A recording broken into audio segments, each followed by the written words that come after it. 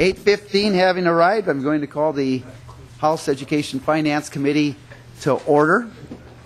And the first order of business, we don't quite have a quorum yet to do the minutes. So Representative Quam had asked for some information on total funding per pupil and so forth, and was looking for a ranking from highest to lowest. And so I'm just, before we go with our regular business, I'm going to ask Mr. Strom if he would just take a minute or two just to go over that, and then members, we can look at that on our own later on. Mr. Strom. Mr. Chair, members, Representative Quam had asked a question about the chart that one of the presenters handed out that showed the equity gap, which is a statutorily defined creature.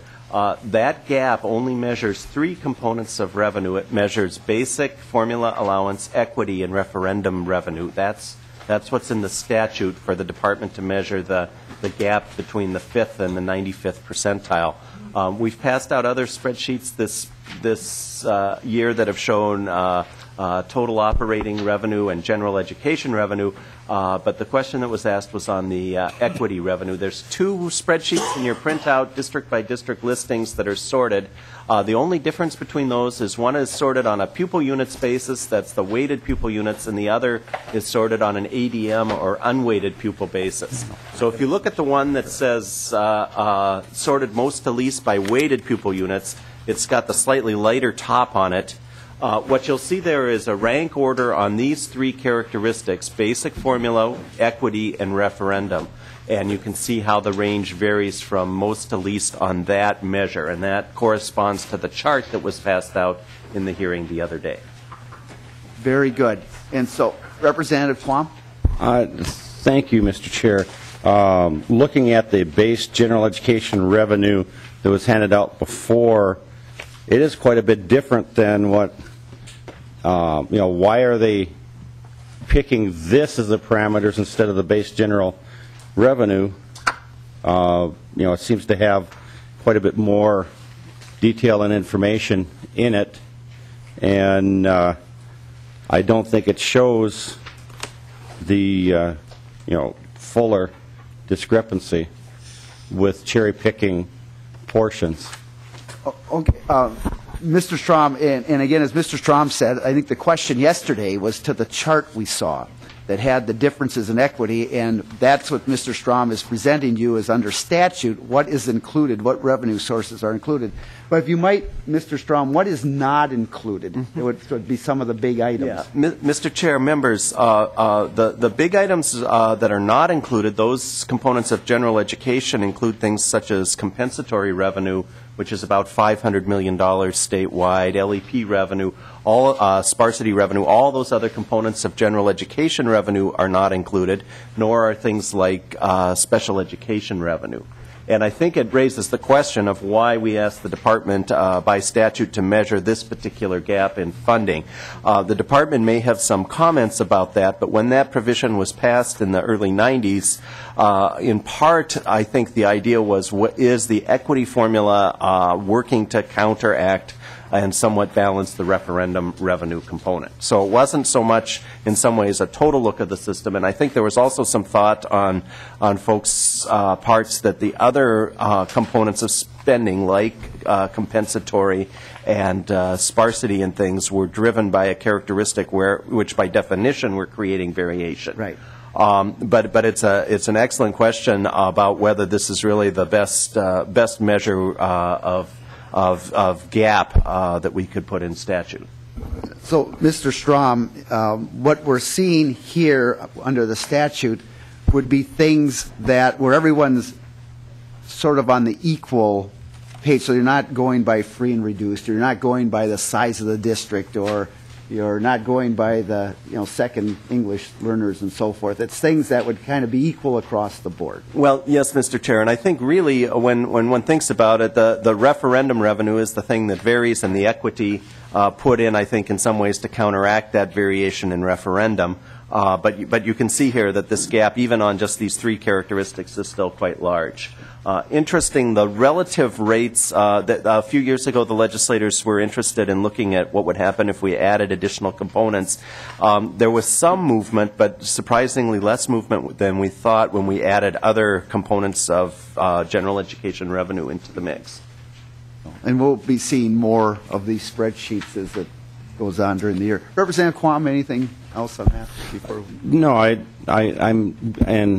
guess I'm pleased that the chair is open to looking at maybe improving, if this is equity revenue and ways to adjust it, have it in a more agreed upon broad, because I don't think that this, obviously what we're doing for equity adjustment is not I guess fair across the state in the opinion of many districts. That's why they've got the organization to seek greater equity, and I think has been stated by several members of this committee that they feel that there still is too much of a inequitable gap. So, but no, thank you for enlightening me on what they choose to use to run the formula off of versus some of the other spreadsheets that we normally work with. Very good. Thank you, Representative Quam. At this time, I would like to call on Ms. Johnson if she would go through the spreadsheet that we will see in the House here. And this is the governor's recommendation that were put out. So, Ms. Johnson, we'll spend about 10 minutes with this, if we could. Mr. Chair. Representative Hertas. Just point of order. Do you want to take care of the minutes before we start the presentation? That would be Representative Hertas. I believe then you would like to make that motion. I will. Thank you. All right. Thank you. We have Representative Hertas moves to approve of the January 29th, 2013 minutes. Do we hear any discussion? If not, I'm going to call for a vote on those minutes. All those in favor say aye. Aye. Those opposed say nay. Motion carried. The minutes are approved. Thank you, Representative Hertas. Ms. Johnson. Thank you, Mr. Chair and members. I'd like to direct your attention first to the spreadsheet that's on legal size paper. It's titled 2013 Session Appropriation Tracking. And this spreadsheet should look very familiar to you. It's the one I walked you through a couple of weeks ago, but I wanted to give you just a brief orientation again. The spreadsheet is set up by typically how the omnibus education bill is put together by article. So the first section being general ed, education excellence, special education, and so on. The columns across the page orientate you to the fiscal years. The first set of columns then is for the current biennium and fiscal 12-13. The next set of columns is the base, and these numbers were updated for the November forecast and will again be updated for the February forecast. But these are the numbers that we compare all proposed changes to. And then, as you'll see, as promised, I'm adding columns as we go for the governor's recommendations and how those compare to base. The last column is critical, and it helps you to really quickly, at a glance, see where the differences are in what the governor's proposing versus the base. As you are well aware, the governor is recommending $344 million in new spending for the biennium. And as you can imagine, because the general education component is such a big portion of the overall bill, as you look at line 38, you'll see that the governor is recommending about $173 million in just this component alone. And I'll get into the specifics in lines 5 through 33 in just a moment, but I just wanted to cue you into that. So if we look at lines 5 and 6, the basic formula amount, if you follow that across the page to the governor's recommendation, you'll see that's where the $52 increase in the formula allowance is plugged in. And if that you then go down to line 11, this is where you'll see what the net or the incremental cost for that formula allowance increase would be. In fiscal 14, you'll see it's about $46.4 million, and then in 15, 64. It looks like it's kind of a big jump, but we have to remember that the spreadsheet is based on appropriations and not entitlements, and we're still in a shift environment where some of that entitlement will spill over into the following fiscal year. So that amounts to about $110 million. And then Oh, I won't talk too much about it, but in addition to the formula increase the governor's proposing, he also has a number of general education formula changes that he wants to initiate starting in fiscal 15. These would include things like simplifying the pupil weighting, eliminating the marginal cost pupil unit, and establishing a separate declining enrollment component to the formula, changes to the referendum calculations from a resident pupil basis to a basis of actual students served, and tweaks to the equity revenue formula, a roll-in of categorical aids like gifted and talented and extended time, elimination of the aid reduction for retirement contributions, and then an overall transition revenue adjustments to make sure that the governor's proposal wouldn't, the districts would be assured the same level of funding as under current law. Getting on to some of the other specifics of the governor's proposal, on line 12, you'll see this is the optional all-day kindergarten initiative. This would increase the pupil unit weight for all-day free kindergarten from 0.55 to 0.7. This would amount to about a $910 per student increase in funding for districts that choose to participate in free all-day, everyday kindergarten programs. This would start in fiscal 15 and would be about $40.2 million going forward from fiscal 15. And as the trend suggests, about 50% of districts are currently offering it, and the projection is that this incentive may induce districts to increase that participation rate up to about 85%. Then the next line, line 13, is the teacher growth and evaluation. This is funding to support the new teacher evaluation model. In fiscal 14, there's about $1.4 million on a pilot basis to get that initiative up and running. And in fiscal 15 and forward, districts that are not involved in the QComp formula would be entitled to $22 per student for getting the teacher evaluation model up and running. On line 14, you'll see the English language learner. This is in response to I believe, the task force recommendation to extend that period from 5 to 7 years, that additional time is needed to get the kids up to speed given the rigor and requirements. And that would be about $8.9 million for fiscal 14-15. Line 15 is the Early Grad Scholarship Program. This was implemented in 2011. It awarded scholarships of between $2,500 and $7,500 to students who graduate early, and the amount would increase the earlier the students graduate. The governor is recommending repealing this program due to low participation and redirecting those the $428,000 in resources to higher demand programs. Line 16 is the clarification of the kindergarten early entrance requirements. This would provide clearer criteria on the admission policies for children under the age of 5 years old.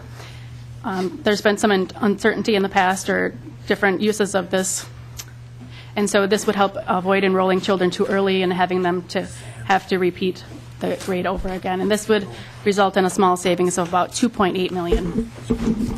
On line 17, you'll see a line I grouped in property tax changes.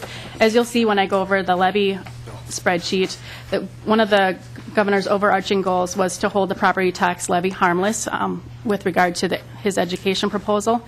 And so I'll get into a little bit more about what those changes reflect in that section. Ms.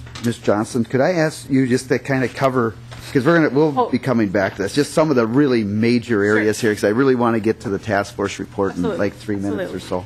Mr. Chair and members, obviously these are the big dollar amounts, but the other big amounts are in line 65, special education funding. I know that Dr. Matchell will be talking about those changes. That's about $124 million increase.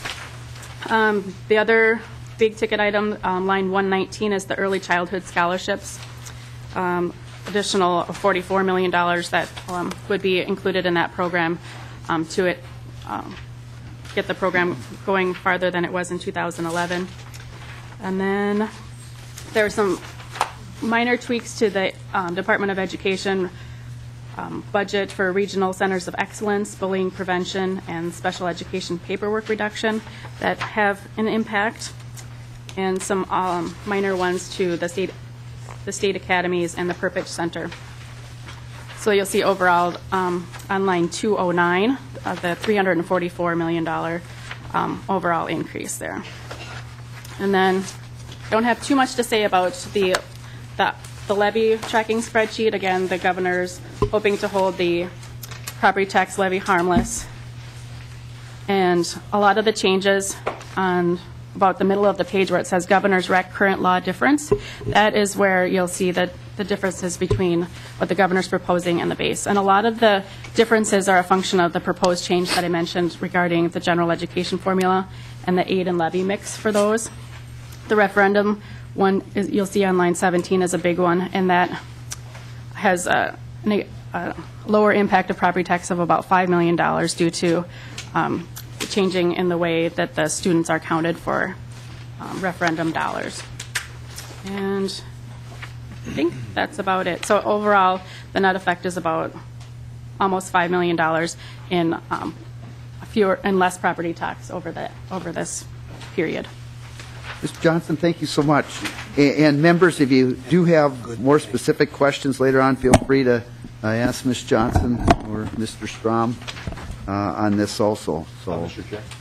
Yeah, you bet. Representative Woodard. Just a quick question from Ms. Johnson, and it's a overview question, so I think it fits your criteria. So what is the cost of not paying back the shift? And there's an additional cost associated with that. I think you called it the shift spillover.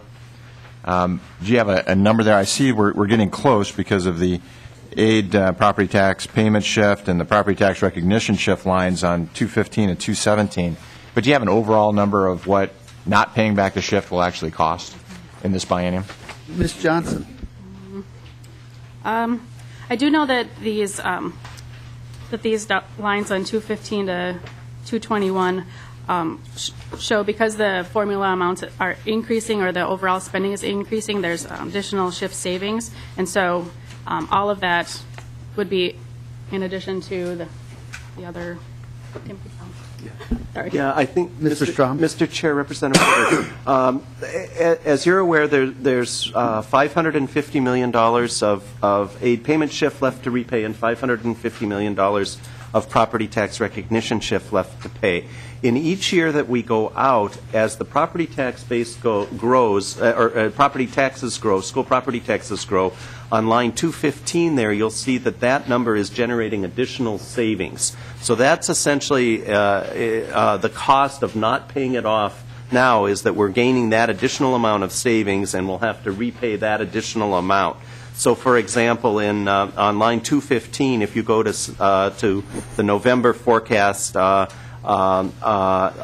fiscal year 14, you can see there's $16 million, negative $16 million. That's savings to the state of not repaying the property tax.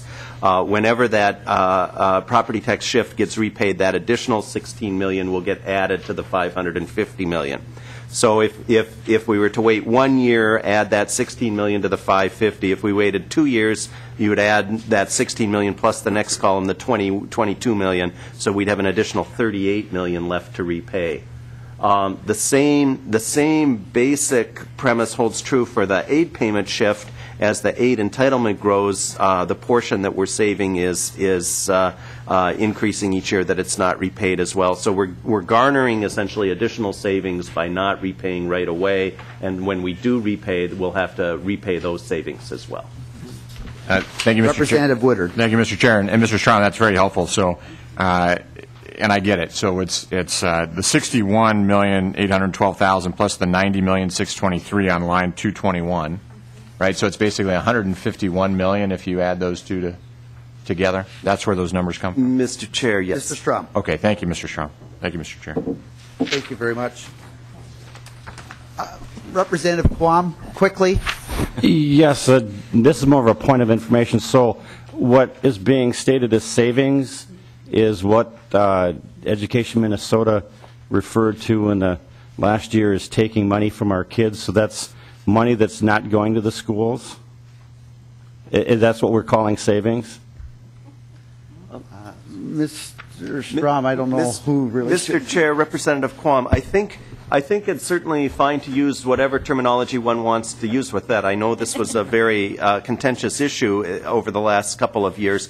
For our tracking purposes, which is what this spreadsheet shows, we indeed are getting state savings because the shift percentage is at 82.5% and not 90%. If it were at 90%, we would not be getting those savings. So it's less expensive for the state to fund a first year of any program or any growth because it's shifted at 82.5%, not 90.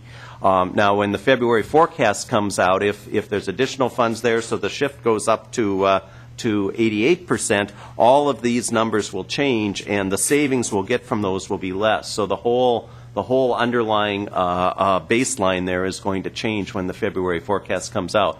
But it's certainly fair to call them savings from the state point of view, and I think your terminology is certainly fair terminology as well. But this purpose of this is merely to give us the state accounting to balance out the K-12 spending to the state total so that we know how much spending we've got. And members, we have a number of bills that have been introduced that deal with the shift, and so we will have a day here where we will hear those bills and talk much more in depth on shifts. So we will certainly be addressing that issue. All right. Thank you, members. Dr. Melcher, if you would come forward, and Ms. Ciccone. We now have the Department of Education here to talk about the school finance trends and issues. The Education Finance Working Group recommendations. Many of these recommendations, as we know, made its way into the governor's recommendations. So, Dr. Melcher, if you would introduce yourselves, and please begin. Mr. Chairman and members, my name is Tom Melcher. I'm the Finance Director at the State Department of Education. And with me is Mary Ciccone, who was one of the members of our working group. And I believe Mary will be starting off with some background on the working group. Thank you. Welcome, Ms. Ciccone. Good morning, Chair, members. I'm Mary Ciccone, Parents United for Public Schools. We're a Minnesota-born, parent-led organization that's focused on education. And the working group started in 2011 during the spring, and at that time, Dr. Melcher led us through the various studies that had been done up to that point, beginning actually even before Governor Pawlenty's group in 2003. And then we had a Hamlin study in PS Minnesota and some national work.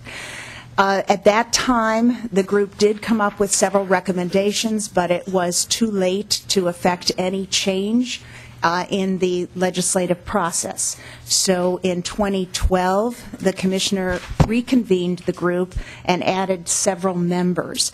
And at that time, we began with the recommendations from 2011 and then changed them based on the work that was done here at the legislature.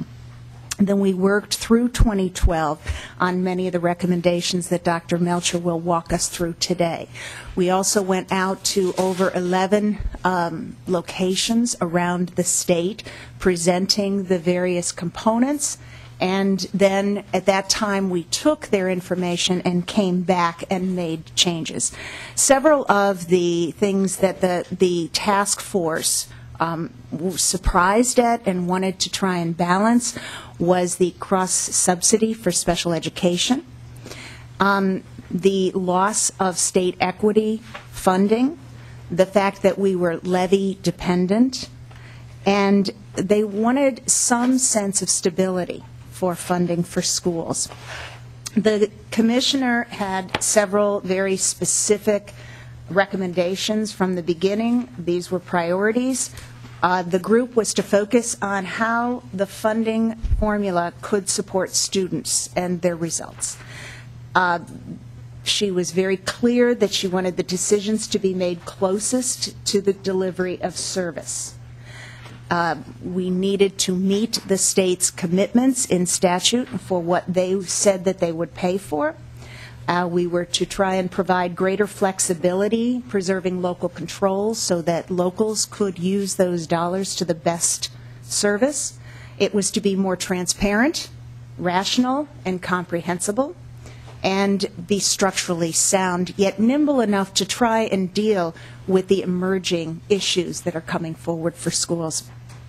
So with that in mind, we went ahead and did have several recommendations.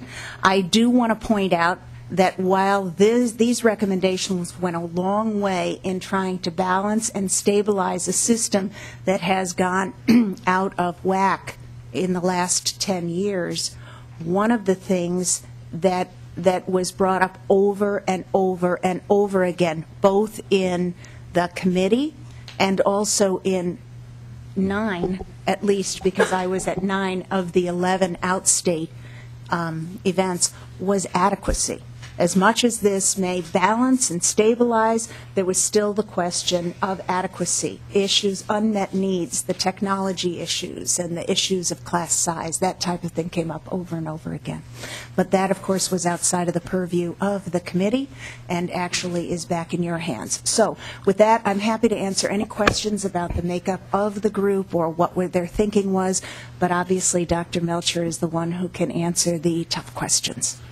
Thank you so much, Representative Erickson. Thank you, Mr. Chair. Ms. Saccone, did your group ever define adequate or adequacy? That was not Ms. Saccone. Excuse me, Mr. Chair, Representative. That was not in the purview. That was not one of the issues that we were to tackle, but we kept coming back to it. So, yes, it's a difficult one. What we did determine was that the state has developed standards. The state has developed proficiency marks, and the state is the one that defines resource. So what we believed was all of those needed to be in alignment. That would be adequacy. Representative Woodard. Thank you, Mr. Chair, and thank you, Ms. Saccone. Just a couple of real quick questions here. You'd mentioned the definition of local control that the task force looked at was to allow districts to be flexible with their dollars. Did you talk about local taxpayers having control over the levy process as well? Is that part of the definition of local control?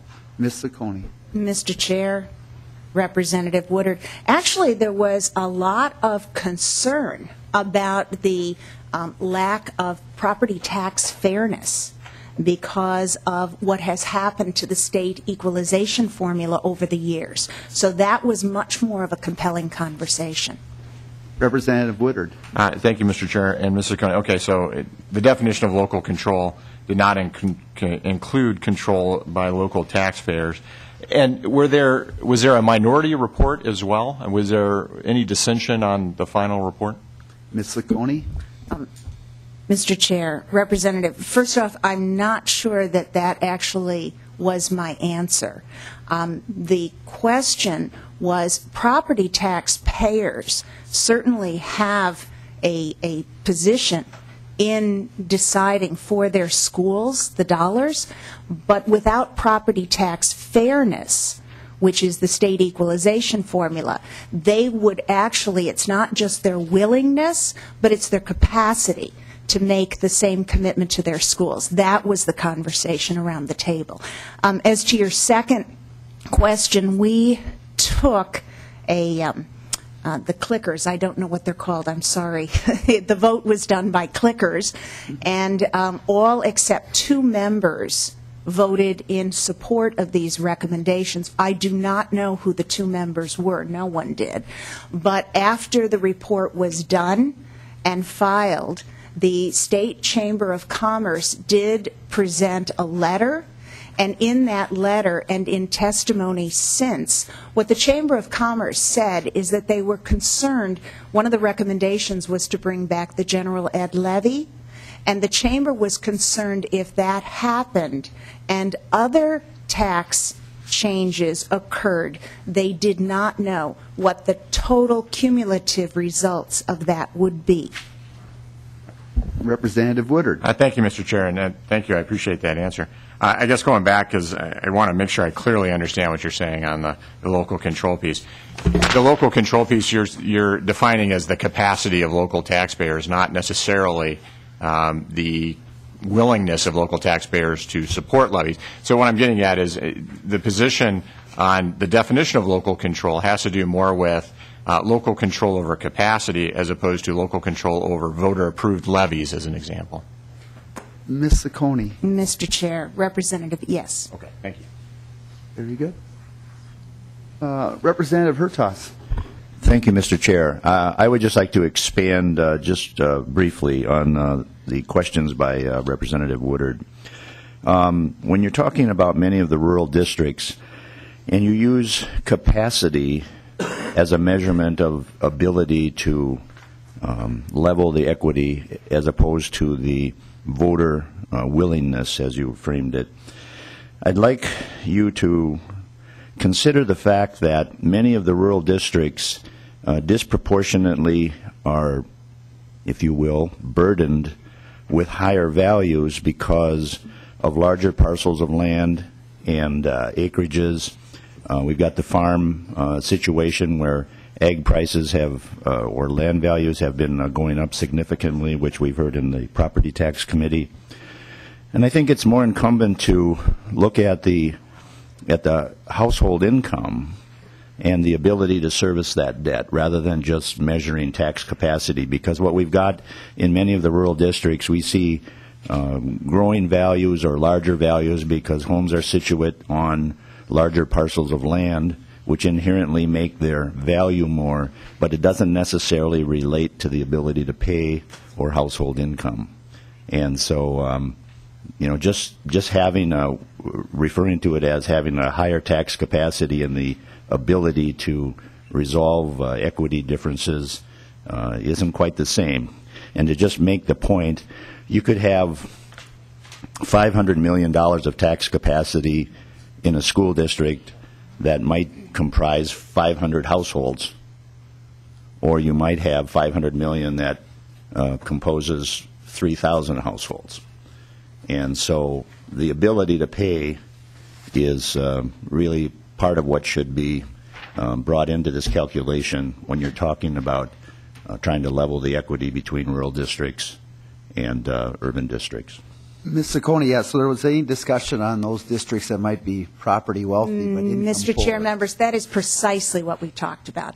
The fact that the property wealth in a district is reliant on commercial and industrial and all of these, but it disadvantages a resident more to have to pay in an area with low property wealth. The burden is too much on the property owner. That's precisely what we were talking about. So the idea that in an area with high property wealth, a home might only have to pay $140 in order to net a certain dollar for their schools. Someone in a more rural area in a home would have to pay $443 for that same dollar. That is precisely what we were saying needed to stop. That's what we mean by your capacity. The homeowner's capacity to be able to pay as much as 3 to 4 times what someone else pays to get the same dollar in their school. That's what I mean by the state equalization dollars having been threaded away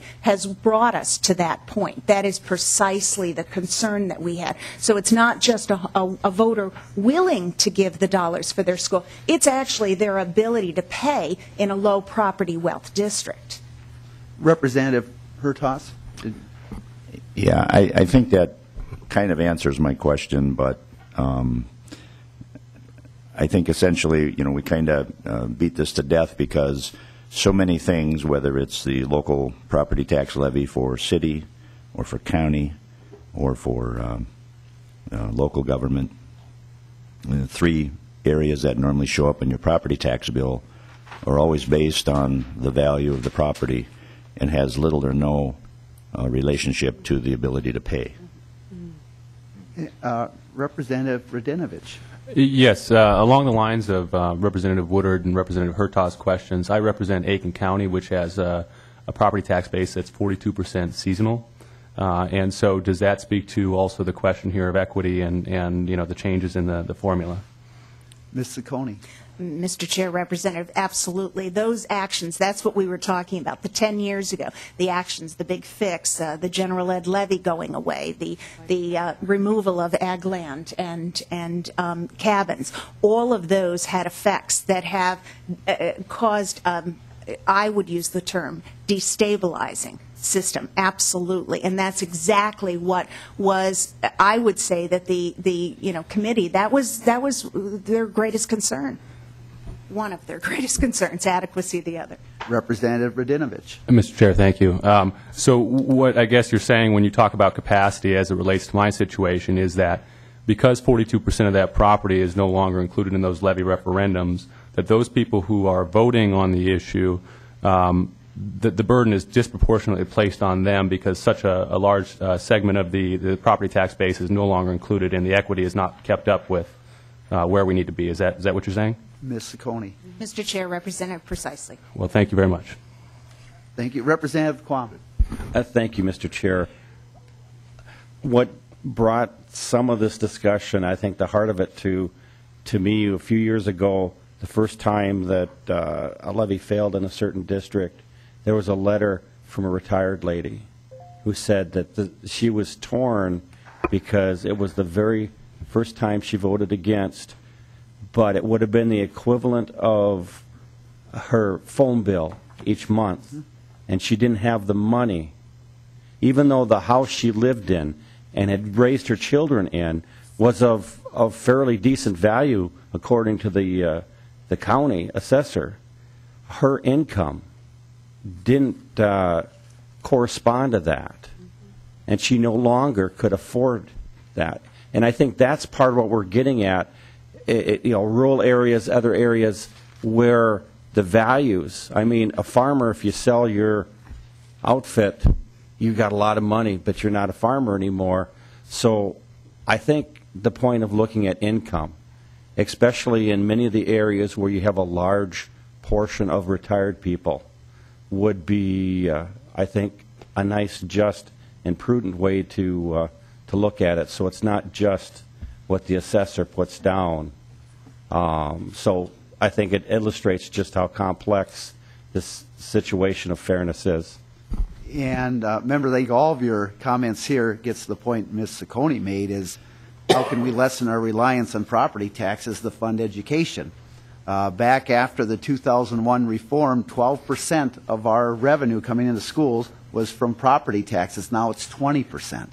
And back then, after we dropped taxes about $1 billion down to a little under $1 billion, they're right back up to $2.3 billion on education because of decreased the equalization, the destabilization. And so I commend the group for looking at that issue because, I mean, that's what I think all of us are talking about here is, you have seniors, you have others in your communities that support education, but simply look at their realistic financial situation and say, I can't do it. And it's a tough decision that we should not be placing senior citizens and other citizens in our communities who support education. They should not be in that position to have to decide whether or not, to vote out of their property tax pocket. And I think that's an issue certainly we can address here. Representative Hertas. Thank you. Well, just kind of follow up to what you said is precisely so much of the objection to the general property tax levy on seasonal recreational property and business property. Again, we get to household income and capacity to pay. Oftentimes this burden is falling on those households that are the job creators and just trying to keep things alive. So as we continue to go through this debate, it seems like whenever we provide property tax relief in some form or fashion, suddenly there's this gaping hole, which I go back to when Ventura took K-12, to the general fund. About 80% of the school districts, I think, immediately floated excess levy referenda because there'd be no pain. You were used to paying this amount, so now was the opportunity to seize the moment. And it seems like every time we offer property tax relief, we get ourselves right back to this same situation of property taxes getting back up to where it was, and all we've done is grown government. So it's kind of a frustrating tail chasing the wag kind of deal. We're gonna. If that's all right, Ms. Ciccone, are you? Thank you. I think we're going to go. Thank you so much. We're going to go to Dr. Melcher, and I'm going to have you pretty much kind of go through this and maybe you might have some breaks at certain point that we can ask questions. Yes. And also, as you go through this report, if you would also inform members of, again, kind of a reminder, which ones made the governor's budget recommendations, which one didn't, and so forth. Dr. Melcher, thank you. Thank you, Mr. Chair and members. What I'd like to do is briefly review some school finance trends and issues that the committee looked at that kind of informed their recommendations, and also some underlying education funding principles that were considered, and then look at the specific recommendations and then how the governor's recommendations compare to those. The committee looked at the trends in education revenue over the last decade, and this is general education revenue excluding voter-approved referendum levies. The blue line indicates that there have been increases on the average from $6,130 per student to $7,331. However, if you adjust for inflation,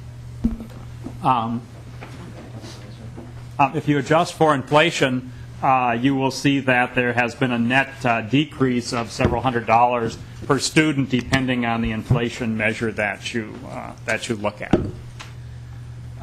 School districts, in response to the declining real state funding for education, for general education, have responded by going to the voters for higher school levy referendums. And as you can see, between 2003 and 2013, the state average referendum revenue per student has grown from $352 to $1,035.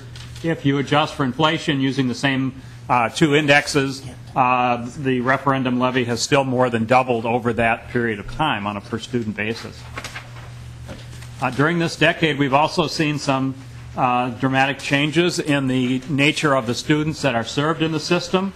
The green line on the top is the percent free and reduced lunch, has grown from 26% to 37%. The blue line is minority students, have grown from 14% to 26%. The red line is special ed students, have grown from 12% to about 15%. And the orange line is ELL students, going from 3% to about 8%. So we've seen growth in the numbers of students that come to the classroom with additional needs and require some additional programming. State share of education funding did grow significantly from the early 90s, with the spike that you see there at 75% occurring in 2003, which was the first year of the Ventura-era reforms taking effect. Since then, the state share has dropped from 75% to 66%. You've seen a corresponding increase in the property tax share from 12% to 20%. And down toward the bottom of the page, you'll see the federal funding level has remained pretty stable at around 6%, with a small spike there from the stimulus dollars. And other miscellaneous revenues are about 8%. That's things like interest earnings and fees that are charged by local school boards. This is the trend in property taxes. The red line is non-school local government, cities and counties. The blue line is school districts. What you can see is we've had tremendous growth in property tax levies since 2002, with school levies more than doubling from $984 million to $2.3 billion. At the same time, you'll see that the growth rate on the non-school local government has actually been higher than the school increases. That's made it a little more difficult for school districts to pass referendum levies because their city and county taxes are going up as well. This is the breakdown of school levies by major category. The blue line is the uniform general education levy, and from 1950 until 2001, that was by far the largest levy that school districts had, and that was used to pay for part of the basic formula. The green line is debt service, the red line is referendum, and the purple line is other kind of miscellaneous levies that school districts make. So the uniform levy was eliminated based on 2001 legislation, and since then we've seen steady increases in all three of the other categories: debt service, operating referendum, and the miscellaneous other levies.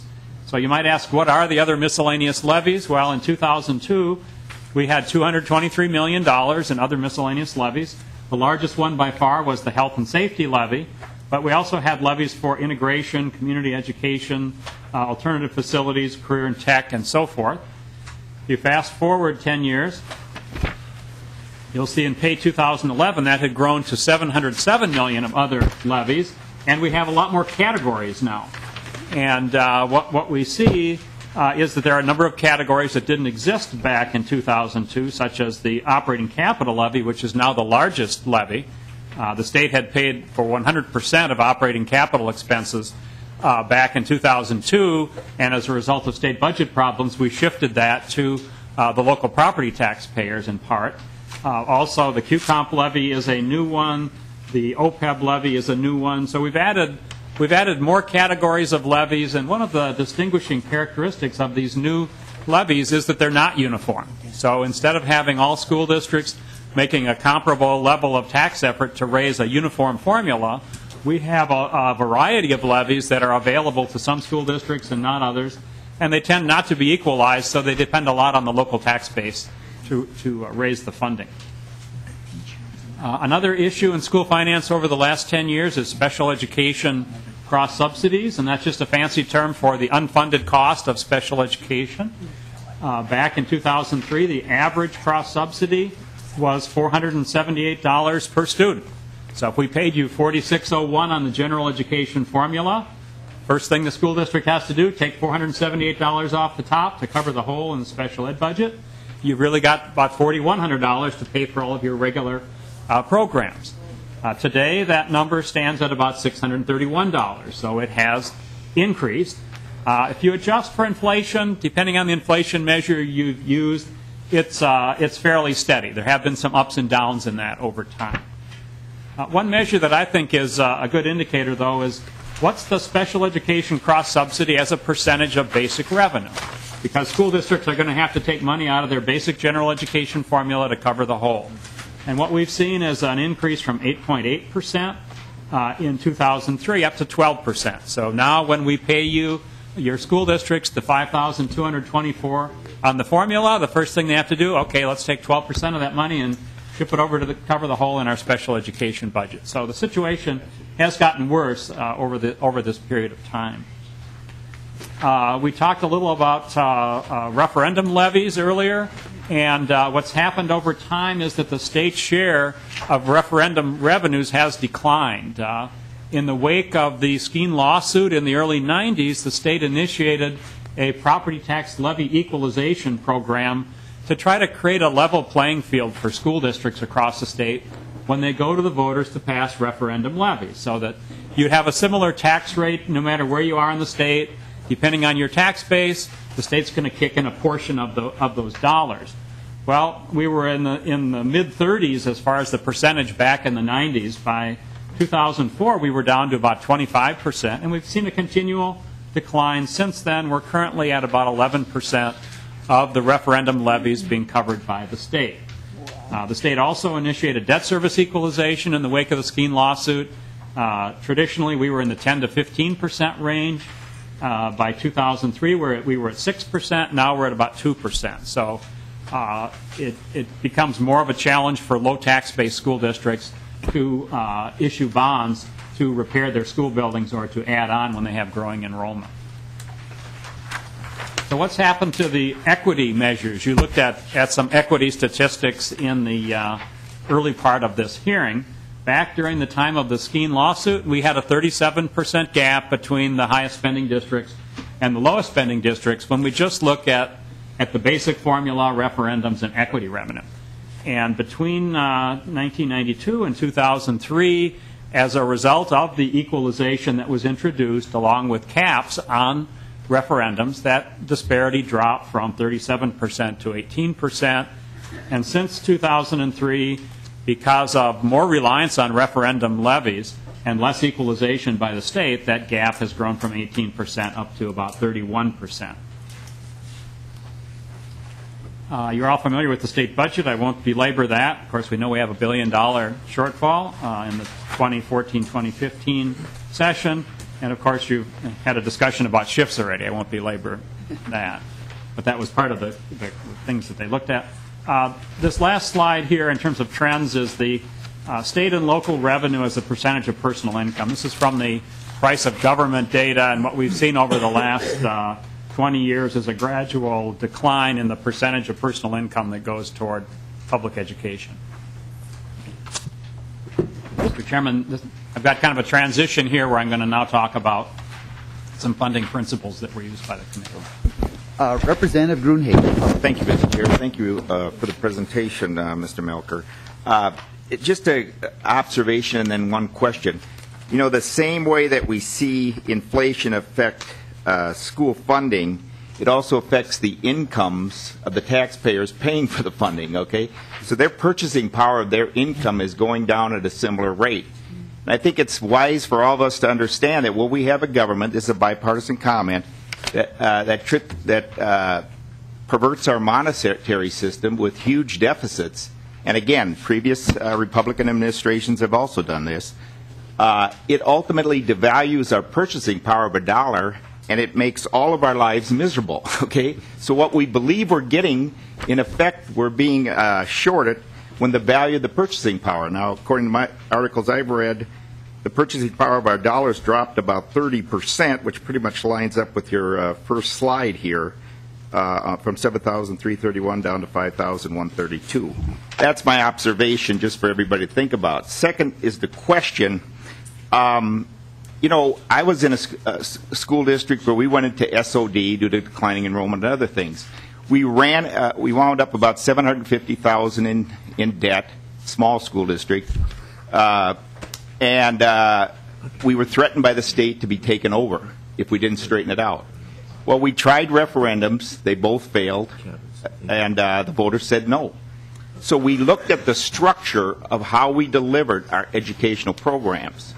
We went from a 4-period day on the 7th and 8th grade level, which I consider to be very inefficient and expensive, and a 7-period day at the 9 through 12 level, to a 6-period day, which does eliminate some elective choices.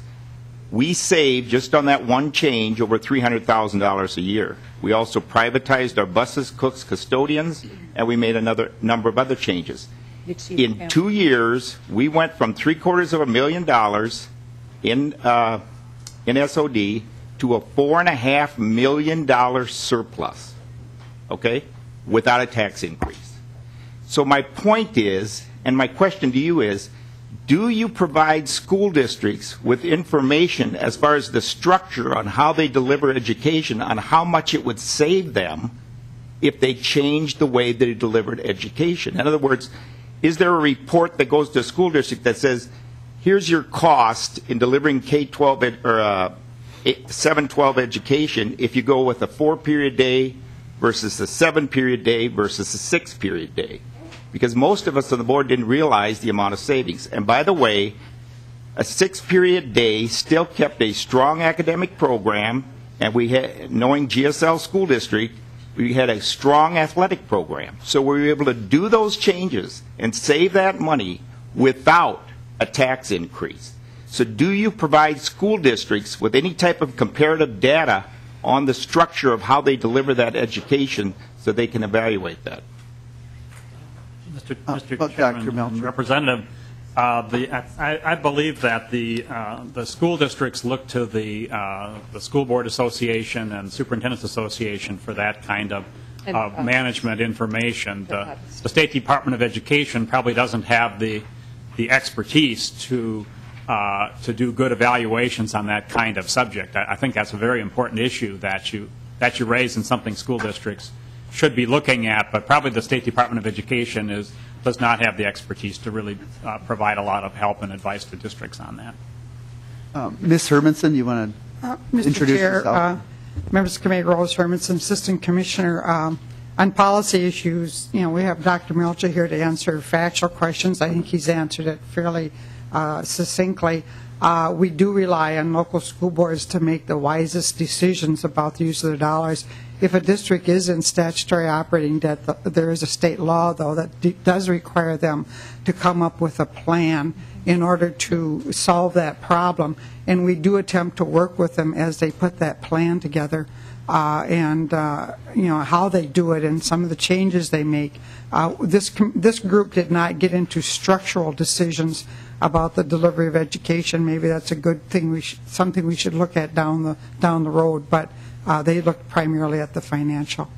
Okay. Mr. Chair, just a quick follow-up. Representative Gruenhagen. So based on your response, you're saying that the MSBA, Minnesota School Board Association, or the superintendent would provide them structural, as far as you know, or you think that's where it would come from? Mr. Chair, Representative,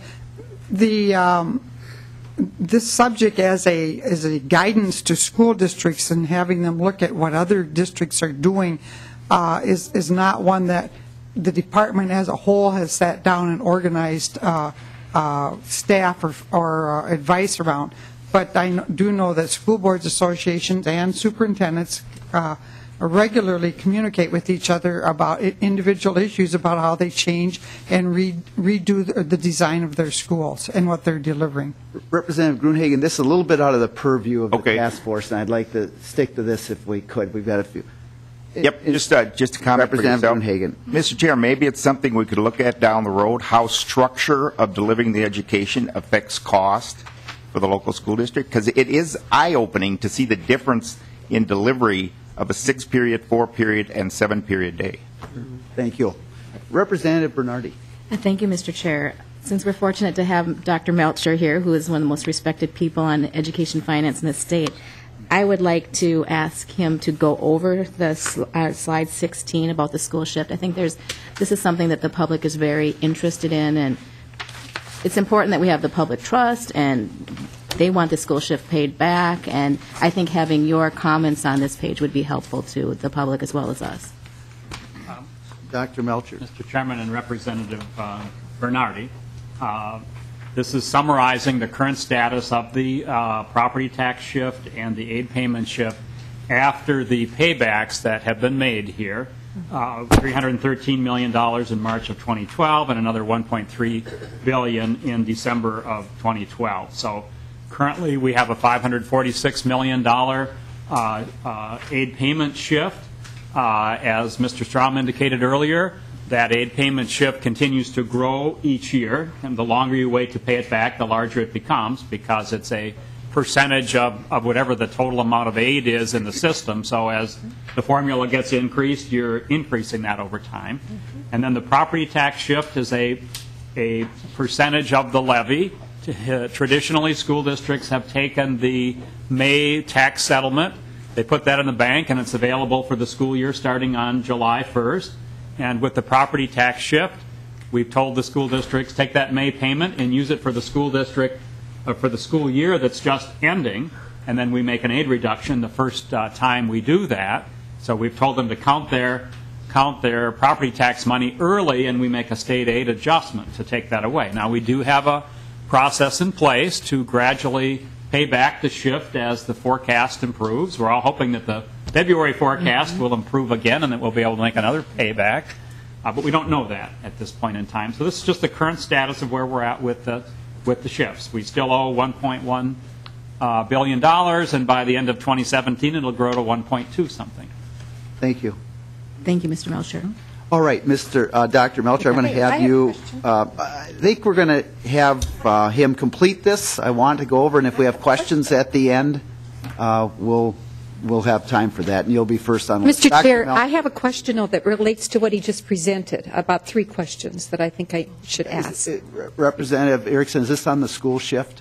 No, it's not on the school shift. It's on the presentation he just made to us. Okay, I want to get into the actual working of the task force. This is kind of data that leads up to it, and I want to get through that today. So you'll be first on the list when he is completed. So, Dr. Melcher, if you would. Mr. Chairman, in addition to looking at some of the data on trends and looking at previous studies that had been done, the committee also kind of had in their minds some kind of fundamental principles of what is the state's role in terms of education finance. And the first one has to do with providing adequacy and equity for students, that the state, under the constitutional requirement to provide a uniform system of public education, should ensure that all local education agencies have the resources that are needed to provide an adequate basic education for all students, regardless of where they are in the state, and that includes providing a basic formula that covers the cost of an adequate basic education for students without special needs,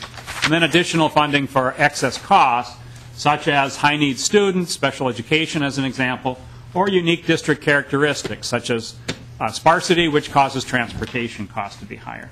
They also looked at the concept of equity for taxpayers, and the idea there was that the tax burden to provide an adequate basic education should be uniform across the state, regardless of the local tax base. You can accomplish that either with full state funding of the basic formula, which we do now, or with a mix of state funding and a uniform local property tax, which was the system we had from 1950 until 2001. And that additional revenue to supplement basic programs should be limited in some regards at a reasonable level, and also be available equally across the state regardless of geographic location. And to do that, the state should provide some equalization to local property tax levies.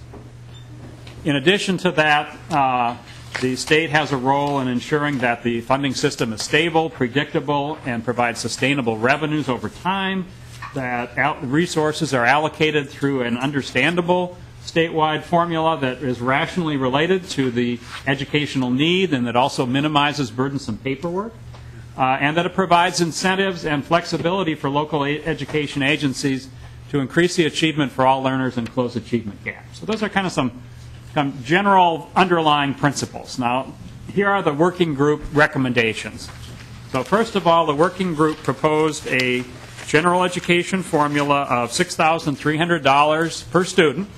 That included a $253 inflationary adjustment to try to catch up for some of the loss to inflation over the last decade, a $300 per pupil roll-in of referendum levy into the general education formula, somewhat like the $415 roll-in that occurred during 2001, with the major difference being, rather than being funded by state aid, that would be funded with a uniform levy. And there would also be adjustments to pupil weighting changes. So part of the $6,300 wasn't new money, it was adjusting for some lower pupil weights.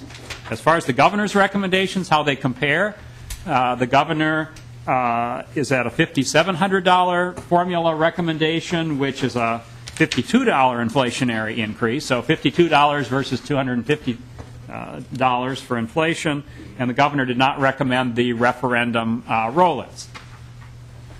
The committee also recommended a uniform general education levy to help pay for that $6,300. The levy would replace existing school levies that are not fully equalized, including the referendum levy, the Safe Schools levy, the operating capital levy, and so there would be no net change in property taxes. There would be no net change in property taxes against referendum market value or tax capacity. It would be partly based on each tax base, so that the total tax statewide would be the same as it is today, but just allocated on a uniform basis across the state. As far as levy equalization is concerned, the committee recommended that some of the equalizing factors that we use be increased to try to bring the state share closer to what it was around 2000 rather than what it currently is, and also that they be indexed to the state average tax base per pupil so that over time we maintain a stable state share of funding for our equalized levy programs. As far as equity revenue is concerned, I want to say that the governor's recommendation did not include the uniform levy or the enhancements to the equalization system.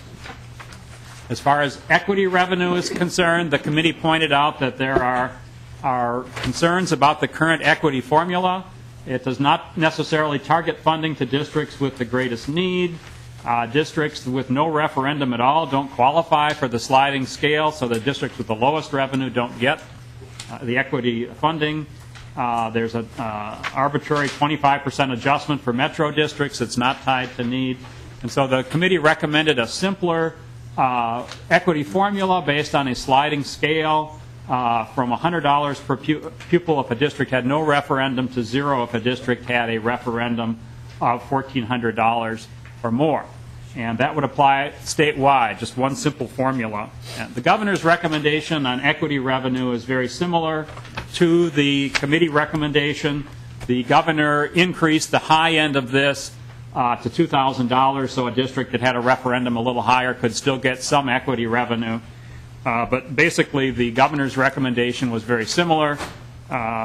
The governor also maintained a $56 per pupil flat amount for equity revenue, similar to the $46 per pupil amount we currently have, and as opposed to the committee, which would have rolled that into the uniform formula. As far as special education funding goes, the committee was very concerned about the special education cross-subsidy. They recommended a $194 million increase in special education funding to reduce the cross-subsidy on the average from $660 to $415. The governor's recommendation took about 3/4 of that. The governor's proposal would be to increase special education funding by $151 million. When you do the 82% shift, it becomes $125 million in the current budget year, but it's a $150 million increase in revenue to school districts. So the governor's about 3/4 of what the committee recommended in terms of an increase in special education funding. The committee also recommended a change in the funding formula to allocate money partly based on student counts and partly through an improved, fully funded excess cost formula that would recognize all special education costs. Currently, the formula recognizes only salaries as a cost. We do know that fringe benefits are a significant cost of special education programs and that they vary quite a bit among school districts, and that as school districts negotiate with their teachers, some districts put more money into salary, some put more into fringe benefits. So it can be inequitable to focus only on the salary piece. It also creates some problems of interplay with the federal funding formula, which funds both salaries and benefits. Some school districts have figured out that if they apply for federal aid on the benefits and state aid on the salaries, they can get more money. So we've got some inequities in the system because some districts are better at kind of tweaking their data than others in order to get the maximum amount of state aid out of the system.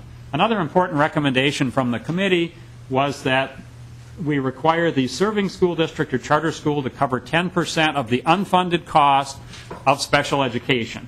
The state covers about 70% of the total cost of special education under this proposal, and so that would mean 10% of the 30% that's not funded, or about 3%. So we're saying that there's a little bit of responsibility on the part of the serving school district or charter school to cover the costs, and that provides a little bit of an incentive for cost containment on the part of those serving school districts. As far as basic skills revenue goes, the committee recommended the roll-in of extended time revenue into the compensatory formula and allocating it on a flat rate of $260 times the free and reduced lunch count instead of being allocated based on hours of extended time instruction. They also recommended that school districts have more flexibility in allocating compensatory money among sites, allowing districts flexibility with 15% of the money instead of 5%. And they also recommended expanding ELL funding to 7 years for students rather than 5 years because it often takes longer than 5 years for students to gain proficiency in English. The governor recommendations reflect this pretty closely. The governor's proposal on extended time roll-in does roll the money into the compensatory concentration formula rather than as a flat amount per free and reduced lunch student, but other than that it's similar. And the governor also recommended the 85% level for compensatory money going to the site and recommended the 7-year ELL program. The committee also recommended some major changes in facilities funding. We currently have a 2-tiered system for facilities funding in the state. The largest 25 districts in the state have access to unlimited funding for deferred maintenance without voter approval. They simply submit a plan to the department that identifies what they need to fix in their buildings, and as long as the department rules that that's deferred maintenance and not adding on something new, they're allowed to do that with no limit. The other 320 districts in the state are capped at $60 per pupil unit, plus health and safety funding, which is fairly narrowly defined. It does not cover all of the actual costs of health and safety, and it also requires a lot of burdensome paperwork. The department gets about 25,000 forms in from school districts annually for individual health and safety projects that need to be reviewed. So the proposal here was to narrow some of that gap in funding between the large districts and the other districts. Right now it's about a $250 per pupil gap in funding. And what the procedure was that would be done here would be to increase the deferred maintenance formula from $60 per pupil to $230 per pupil for the districts that don't qualify for the unlimited alternative facilities funding, and to roll the health and safety program into that, so we would no longer be doing the approval of the individual 25,000 projects across the state. The net bottom line was that this would have been a $34 million increase to the smaller districts across the state and medium-sized districts for facilities funding, and then they would have been free to determine whether they wanted to use that money for health and safety projects or for deferred maintenance issues. The governor also, or the working group also recommended, I should say that the facilities recommendations were not included in the governor's recommendations. The regional cost adjustment, the governor also, or I'm sorry, been doing too many governor things.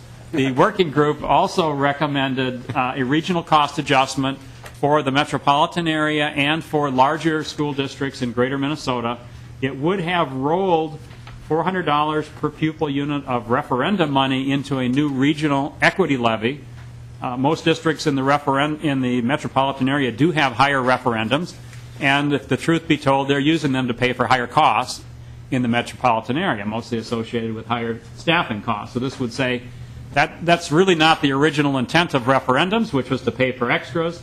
Let's move that to a separate category. So that's not new money to the school districts. That's just simply converting referendum to a regional equity levy. Same thing was done for the larger outstate cities at $200 per pupil for school districts with more than 200 students. And then there was also a 1.5% regional cost adjustment in the form of state aid. And this was partly included to balance the increases between the metro area and the rural area. So rural districts were getting a larger increase in the facility side because they have unmet facility needs, and we were trying to balance there. And this was providing an increase in the operating side for metro districts so that they would all receive comparable overall funding increases. With respect to integration revenue, the committee recognized that integration funding does sunset after 2013 if there is no change in law. They looked at the old formula and agreed that it was outdated and doesn't recognize the current distribution of students of color, and they recommended a formula based on $500 times the pupil units times the percentage minority for districts that are required to have a desegregation plan, and they recommended a guarantee of at least 60% of what the district was receiving in 2013. The governor's recommendation for integration revenue is quite similar. The governor basically made two tweaks to this. The first one was to guarantee 90% rather than 60%, and that meant cutting down a little bit on the per pupil rate. And the second one is that the governor added a little piece to his that was based on the focus rating, which is a measure of how well the district is doing in closing achievement gaps. So they're trying to make this partly performance-based. With respect to all-day kindergarten, the committee recommended increasing the pupil weight to 1.0 for students eligible for free or reduced price lunches who participate in the free all-day K program. It was a $63 million recommendation in terms of aid entitlement. The governor's recommendation was somewhat different. The governor recommended a slightly lower amount of money, $40 million, which is $52 million in aid entitlement terms, so slightly less than the $63 million. But the governor recommended that that money be spread to all school districts based on a 0.7 weighting. So both groups recommended partial funding for all-day K. I think both would like to really fully fund all-day K, but the resources were not sufficient to do that. And so the difference in approach here was that the committee recommended starting first with fully funding all-day K for students in poverty, and the governor recommended providing an incentive that partly covers the cost of all-day K for all students in the state.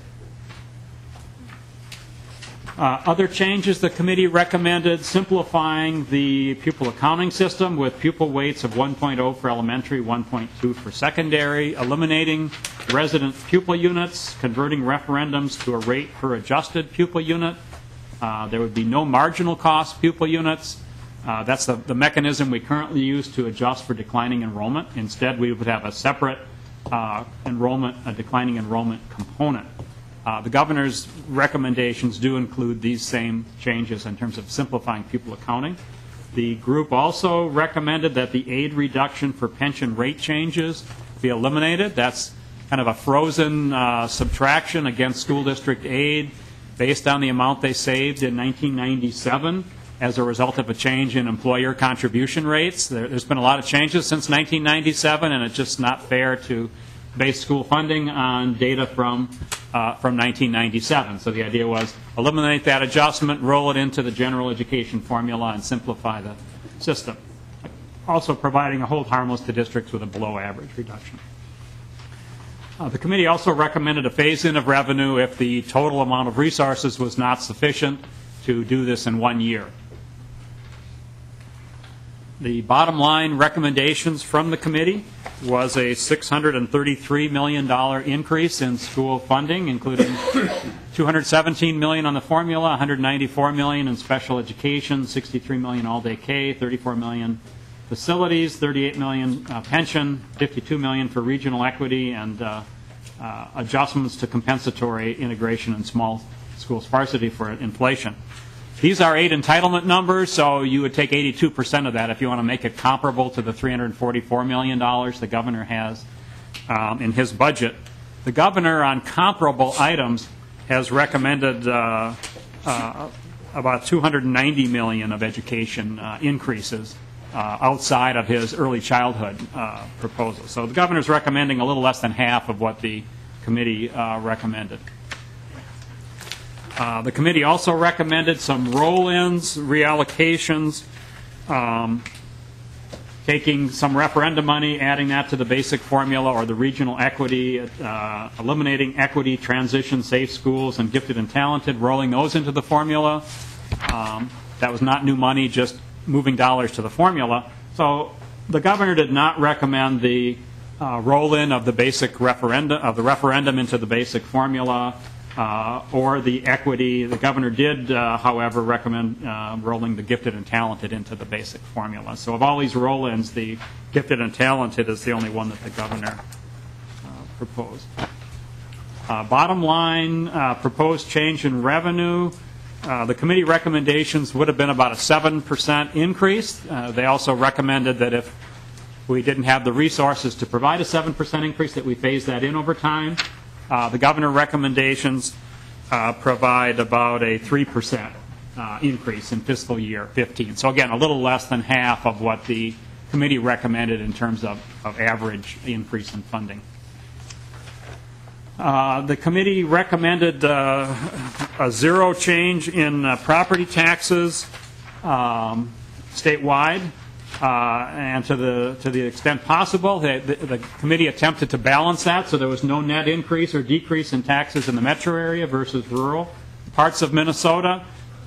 There were some larger winners and losers in terms of property tax impact in the committee recommendations because of the uniform levy than what is in the governor's proposal. As far as the impact on disparity in funding per student, the committee recommendations would have reduced the gap between the 5th and 95th percentile from about 29% on this measure to 25, about 4% reduction, about a 7% reduction on the gap between the 99th and the 1st percentile. A lot of that closure was due to the roll-in of referendum levies. And in the governor's proposal, there's very little change in the gap between the 5th and 95th percentile. As far as property taxes go, the committee recommendations going to a uniform general education levy would have resulted in relatively small increases in property taxes in communities with high tax base per student and decreases in communities with low tax base per student, moving toward a uniform general education levy. Currently, the average taxes are higher in the low tax base districts. And the governor's recommendation really has very little impact on property taxes because they've eliminated that piece that would have rolled in the referendums into the uniform general education levy. So, Mr. Chairman and members, that is a quick overview of the committee recommendations, and I'd be happy to answer questions. Thank you very much, Dr. Melcher. And we have about 12 minutes for questions, so Representative Erickson. Thank you, Mr. Chair. Dr. Melcher, on page 3 of the report from the working group, when you were talking about the general education revenue per student, in your years of employment at MDE, when did we include inflation in our general education revenue per student? When did we include that?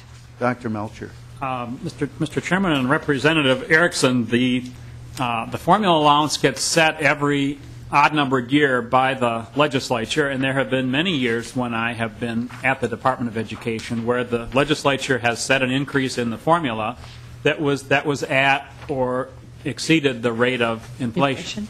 Over the last 8 or 10 years, we have had fewer of those years, and there have been more years where the formula has been kept flat, and I think that a lot of that has been due to the state of the economy over the last 10 years. Thank you. And my Representative Erickson. Thank you, Mr. Chair. Another question I have is on page 9. Do seasonal recreational owners pay on the non-approved voter levies? Dr. Melcher. Mr. Chairman and Representative Erickson, the tax levies for schools are divided into those that are spread on referendum market value and those that are spread on tax capacity. And all types of property pay on all of the levies that are spread on tax capacity. The ones that are spread on referendum market value includes only the referendum, yes, the transition levy, okay, and the equity levy. Thank you. That's very important for us to know, those of us who have seasonal property in our areas, and when we're out door knocking, we hear about their property taxes, and I try to explain to them all of this. Then on page, thank you, Mr. Chair, on page 11, on the special education cross-subsidy per student, and maybe this is a comment rather than a question of you, Dr. Melcher, but members, I would hope that our literacy plan that we require all school districts to have now for K-3 could reduce the number of students qualifying for special education, and therefore the cross-subsidy would be reduced. That's my hope.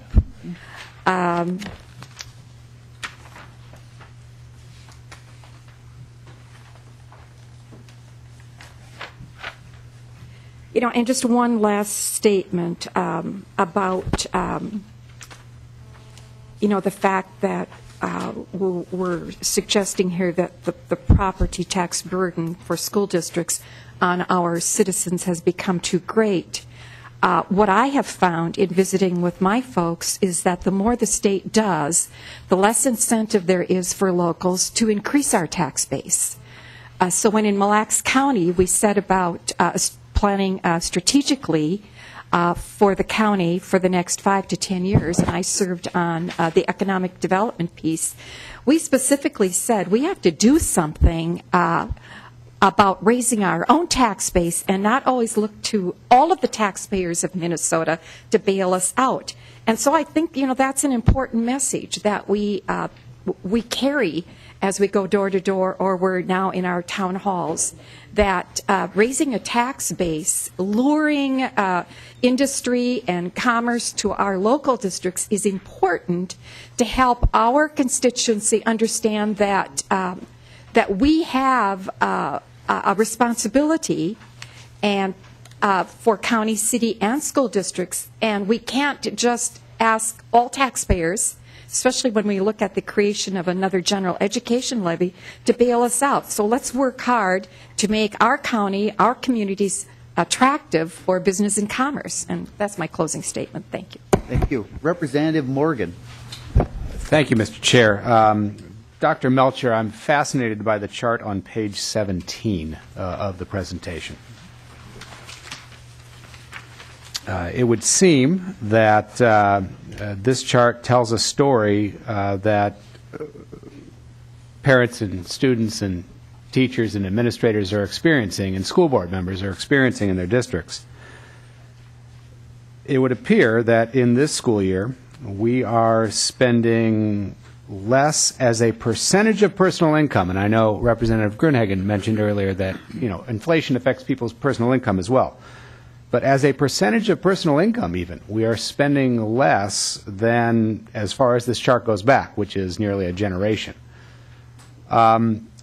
If we were, instead of at 4.2% of personal income, if we were at where we were at the high point during the Carlson administration, 5% of personal income, do you know off the top of your head what that 0.8% would be? Dr. Melcher. I do not. We could easily get that, but I don't know the numbers. Mr. Strom might be able to help me, but I think it's in like the $1 billion range, but I don't. Yeah. And I hesitate to make a comment. Representative Morgan, I know there's the price of government report, and I think you can go to the Minnesota Management and Budget, I think has that. Okay. And you basically, they have a bottom line of the total income of the state, and so you would basically add roughly 1%. Okay. And that would be the amount. I will do that. I think, if I'm calculating that right, because I've looked at that quite a bit myself. I will do my homework, Mr. Chair. Thank you. Yeah, but I don't think we have the info right now on that, so. Representative Radinovich. Thank you, Mr. Chair. I have a few questions here. My first question pertains to the chart on page 5, which details special populations as a percent of public school enrollment. My question, I can understand most of the trends when it pertains to minority students, limited English, and special education. My question is on the free and reduced lunch. That's something that we've seen in the districts that I represent. Is that a trend, or is that something? Was there a change in the classification as to what makes a student fall into that category or anything? Dr. Melcher. Mr. Chairman and Representative, I'm not aware. I know that there are some changes that occur over time in those requirements, but generally the free and reduced lunch is based on a percentage of the federal poverty guideline. I think it's 185% for reduced lunch and the 130 for free lunch. Right. So the federal government looks at the family size and how many members are in families, and I think this is just an indication, from what I can tell, that we have more families in poverty. Ms. Ciccone. Mr. Chair, Representative, the Children's Defense Fund does a kids count every year, and they have 50% of children in Minnesota under 5 living in poverty. So it would tend to say that this is a trend. Thank you. I have another question as well. Yes, Representative Radinovich. On page 37, as I get to it here, this is the impact on disparity in revenue. And as you had mentioned, right now there's a 29% gap between the 95th and 5th percentile. Previously, I don't have the chart in front of me, but it was a lot lower than that. Was it 18% or something? And then, so my question is, if we instituted the changes of the working group, I mean, the desire would be to see that trend continue downward to the previous numbers. What kind of recommendations would you have going forward to ensure that that was met, or what would the perils be that we would need to avoid to see that number rise again? Dr. Melcher. Mr. Chairman and members, what you can see, the working group recommendations would have reduced that by about 4%, from about 29% to about 25%.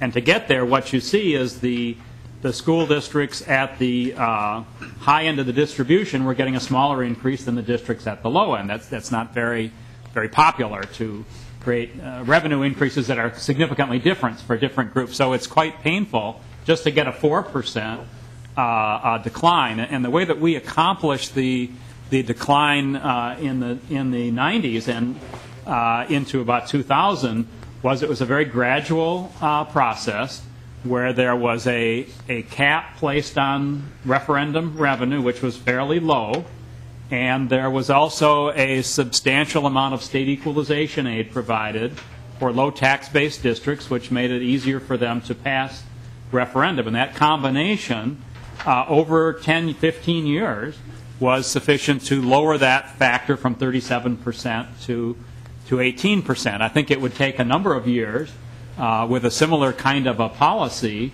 to accomplish that, both an improvement in the equalization of referendums or less reliance on referendum with perhaps more than one roll-in of referendum revenue, combined with some containment at the top end. I believe it was in 2001 or 2002 that the referendum cap was increased substantially, and it was increased because there were primarily in the metropolitan suburban areas a lot of concerns about the impact that those districts had suffered over 10 years because of a lack of growth in their referendum, combined with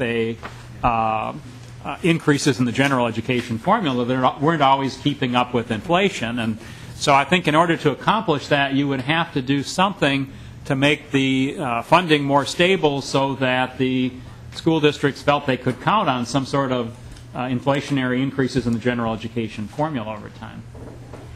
Thank you. Thank you. And I'll have Representative Woodward have the last question. Thank you, Mr. Chair. And I actually had a few, so I'm going to narrow it down to a very fun one, I think. Okay. I just want to make sure I got this right, Dr. Melcher. You said that the department gets 25,000 forms annually on the Safe School Levy? Dr. Melcher. Mr. Chairman, Representative Woodward, on the health and safety levy, which is separate from the safe school levy. Yeah. 25,000 forms. That's I think if my math is right, that's one every 6 minutes. Dr. Melcher. They come in large packets, and it's pretty much electronic now. But what that means is school districts out there are doing 25,000 health and safety projects, and those can range from a $10 million project to redo indoor air quality to some minor repair, that there's one room that's got a mold issue and they want to take out some bad wallboard or something like that. So they range from being very small to very large, and we think that we've got some burdensome paperwork in that health and safety area that needs to be. Well, we might have a bipartisan approach on that one, Mr. Chair. Dr. Melcher, thank you. And what an excellent way to end this meeting on a bipartisan approach. Members, we are adjourned. Thank you.